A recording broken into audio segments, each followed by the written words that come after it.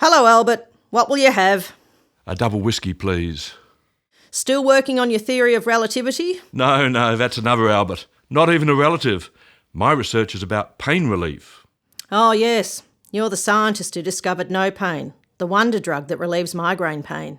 Oh, don't remind me. You haven't been taking it, have you? No, not me. I've got pain, but not in my head. I suffer the pain of a heart that has been broken many times, week after week, day after day. Would you like me to tell you about it? Perhaps another time. I've got troubles of my own, and all because of Nopain. Tell me, please. You are very kind. It's hard to believe that Nopain could be a problem. It went on the market only after it had been tested on rats, human volunteers who did not suffer from migraines, and on migraine sufferers. Rats?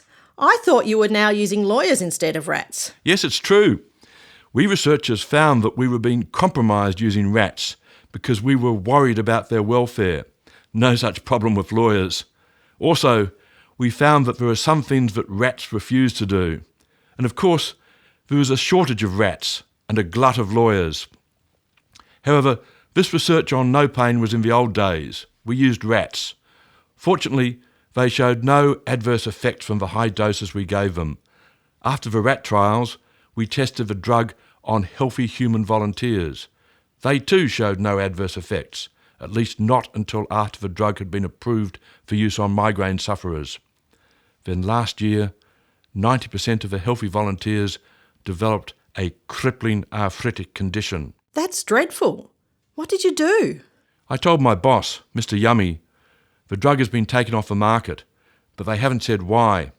And now I've been awarded a massive grant to leave the country and research the medical effects of quality wines consumed in large quantities.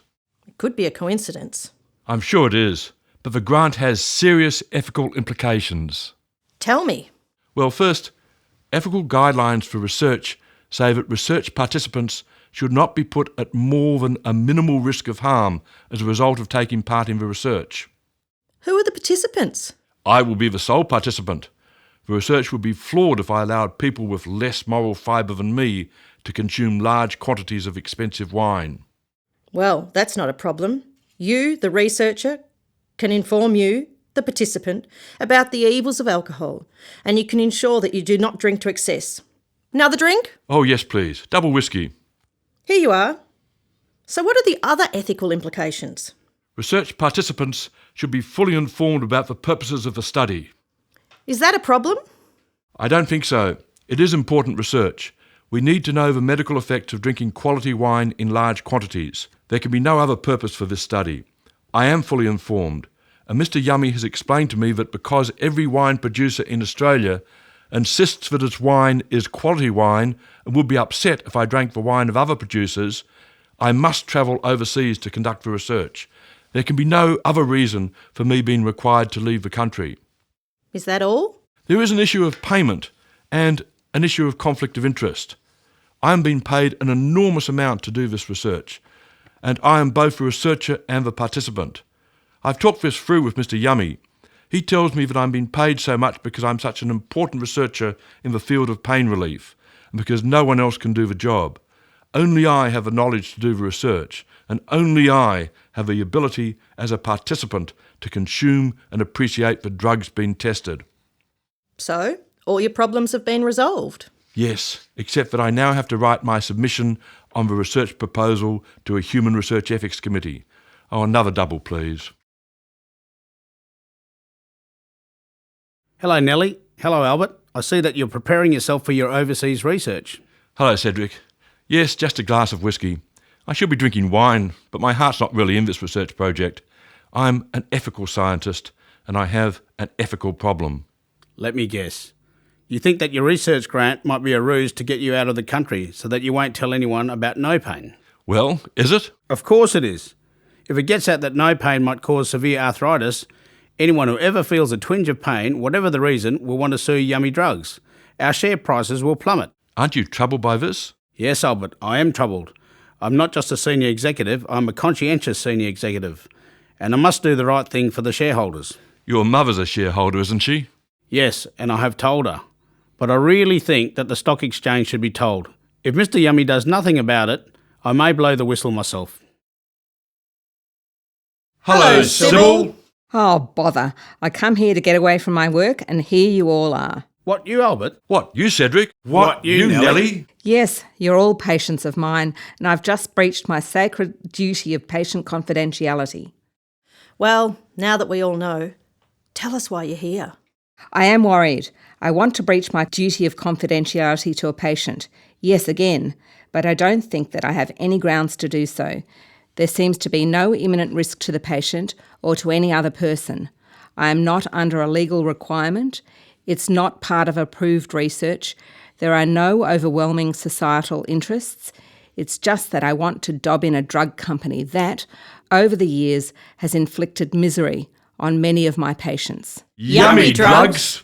Yes, how did you know? Cedric and I are two of your patients on whom misery has been inflicted by yummy drugs. So we know, and Nellie knows. We told her. When we're upset and need help, we come here to discuss our problems with Nellie. But we also discuss our problems with you. Every professional person and bar person must have a psychiatrist. It gives us something to talk about when we go to parties. Hello, Steve. Another patient? Oh, bother, I've done it again. Steve, meet Nellie, Albert and Cedric. And yes, all four of you are my patients, and yet again, I've breached my sacred duty of patient confidentiality. Steve works for Maximum Fees, the solicitors for Yummy Drugs, and he has been asked by his boss to advise Yummy Drugs on what to do about no pain. Albert is the research scientist who discovered the problem with no pain. Cedric is a senior executive with Yummy Drugs. We're all worried about the ethics of not disclosing the truth about no pain. And Steve, you too are worried about this. I know because you're my patient and you have told me, oh bother, I've done it again. The time has come for me to reveal myself. I'm a trained problem solver. I've done approved courses in mediation, dispute resolution and conflict management. You all have issues with Yummy Drugs and you all seek a win-win solution. I would like a solution that accommodates my reasonable sense of moral outrage and my desire to profit from the misfortune of Yummy Drugs. Is that a win-win solution? Thank you for sharing that with us, Cedric. May I proceed by explaining how we shall find a solution by focusing on interests and not on positions. Oh, please do, Nellie. Let me tell you a story. Two men are quarrelling in a library. One wants the window open. The other wants it closed. The librarian decides to put a stop to this bickering. She asks one, "Why do you want the window open?" "To get some fresh air." She asks the other, "Why do you want it closed?" "To avoid the draft." She walks to the next room and opens a window, thereby bringing in fresh air without a draft. She solved the problem by focusing not on the positions of the parties, window open, window closed, but on their interest. Fresh air, no draft. I was recently a law student and I understand what you were talking about. You want us to identify our positions and our interests so that we can solve our problems by focusing on our interests. Yes, Steve, that is correct. Let's start with you. What is your position and what is your interest? My position is that I want to publicly disclose that people who have been taking no pain may suffer from a crippling arthritic condition. They may then be able to seek compensation. My interest is that if I do this, I may avoid family conflict and may even inherit under my aunt's will. My position's the same as Steve's. My interest is that I may then avoid discredit as a research scientist. And that is my position. As to my interest, my family will have to sell its shares in Yummy Drugs at a loss. I want revenge. I too share Steve's position. I do so because I have indulged in multiple breaches of my ethical duties, and I blame Yummy Drugs for the decline in my professional standards. In short, you all share an honourable position, and you each have dishonourable interests. What shall we do? They agree to tell everything to everybody, quit their jobs and professions, go away to Tasmania, and live happily ever after. Albert falls in love with Sybil. Sybil falls in love with Cedric. Cedric falls in love with Nellie. Nellie falls in love with Steve. Steve falls in love with Albert. This is not the end of the story.